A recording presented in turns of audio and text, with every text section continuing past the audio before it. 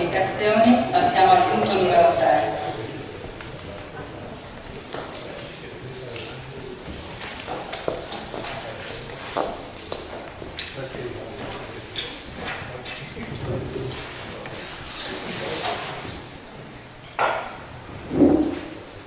Così vede meglio.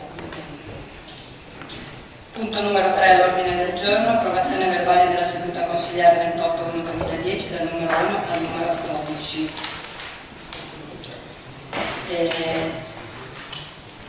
Si propone, prima di dare la proposta vi leggo un pezzo del verbale. In considerazione del fatto che a seguito di ascolto della registrazione risultano sul punto voci fuori microfono di quanto pronunciato nell'occasione del precedente confuso non di senso compiuto, la Commissione stabilisce di omettere, sostituendo quanto riportato con quanto di seguito. Omissis, il Consiglio Comunale prende atto della venuta presentazione del bilancio.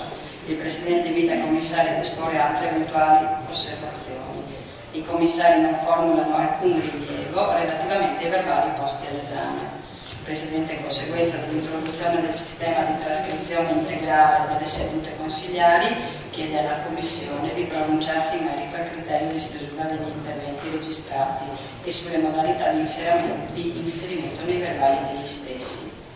La responsabile degli affari generali ed istituzionali, dottoressa Tomasi, ipotizza le due seguenti alternative. Numero 1, mero rinvio alla trascrizione integrale depositata agli atti. Numero 2, estratti della trascrizione integrale da allegare alla proposta in esame.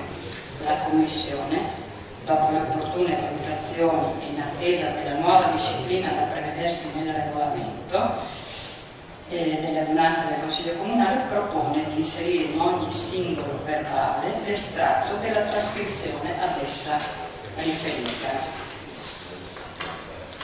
Se non ci sono interventi, si propone di approvare i relativi verbali alla seduta del Consiglio Comunale del 28/1/2010 dal numero 1 al numero 12 e la trascrizione integrale della seduta.